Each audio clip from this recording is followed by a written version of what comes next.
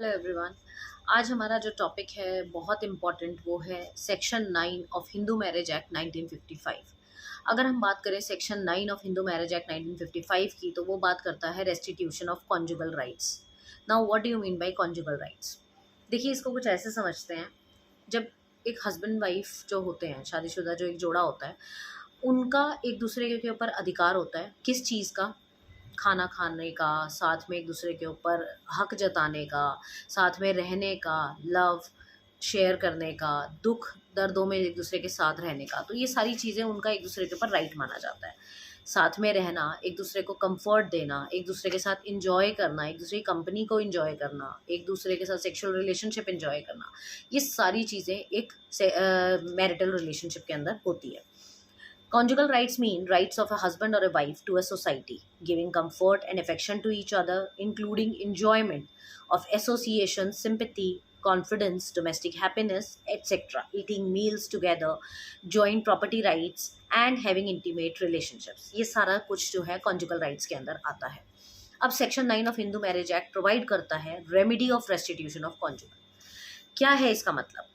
When either the husband or a wife has, without any reasonable excuse, withdraw from the society of each other। कहने का मतलब ये, suppose मैं और मेरे हस्बैंड है, मैं बिना कोई रीज़न दिए उनका घर छोड़ के चली जाती हूँ। ठीक है, मैंने कोई रीज़न नहीं दिया, मैंने कोई एक्सक्यूज़ नहीं दिया, और मैं जाके अपनी मदर के घर रहने लग जाती हूँ।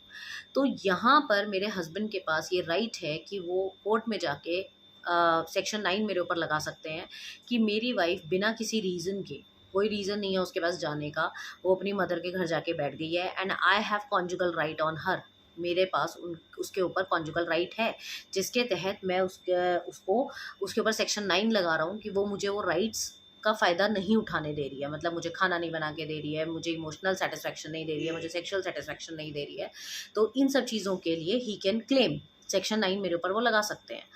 अब ये जो सेक्शन 9 लगाया जाता है, ये कभी कभार गुस्से में भी ऐसा होता है कि हम एक दूसरे की कंपनी छोड़ के चले जाते हैं।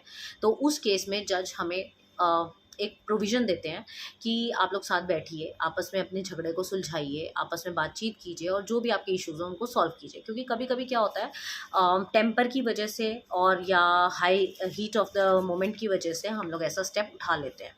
तो उस केस में इस सेक्शन में काफ़ी लिबर्टी बरती जाती है जज के थ्रू, कि हमें साथ में बैठ के बात करने का मौका दिया जाता है कि आप आराम से बैठ के बातचीत करो और अपनी प्रॉब्लम को सॉल्व करो। इसमें क्या क्या होना ज़रूरी है, एसेंशियल्स क्या है सेक्शन 9 लगाने के लिए? Withdrawal of one spouse from the society of other, एक दूसरे की कंपनी आप छोड़ के जाएं। Number 2, withdrawal should be without any reasonable excuse. आपका जो विड्रॉल है वो बिना किसी रीजनेबल एक्सक्यूज़ के होना चाहिए, मतलब मेरे पास कोई रीज़न नहीं है उसको छोड़ के जाने का। तीसरा, aggrieved party has to move a petition under this section. जो अग्रीव पार्टी है वो एक पटिशन मूव करता है, एंड कोर्ट को उसको सेटिस्फाई भी करना पड़ता है। एग्रीव पर्सन को प्रूव करना पड़ता है कि उसके स्पाउस का छोड़ के जाने का मुझे कोई रीज़न नहीं था। ऐसा नहीं है कि हर बार सेक्शन 9 सही ही लगता है, क्योंकि ऐसा भी होता है कि मैं उसकी किसी हरकतों की वजह से परेशान हो के यहाँ से चली गई हूँ। मैं चली तो गई यहाँ से, मगर मैंने किसी को रीज़न नहीं बताया, बट मेरे पास बहुत सारे वैलिड रीज़न है। सपोज़ मेरे हस्बैंड का किसी और के साथ अफेयर चल रहा है, या वो मेरे साथ डोमेस्टिक वायलेंस करते हैं, या और XYZ कोई भी कारण हो सकता है, तो मैं उसके तहत यहाँ से चली गई हूँ। तो उस केस में सेक्शन 9 इनवैलिड हो जाएगा और कोर्ट मेरी फेवर में फैसला कर देगा। तो इसी वजह से ये देखा जाता है कि सेक्शन 9 वैलिड लगा है कि नहीं लगा है।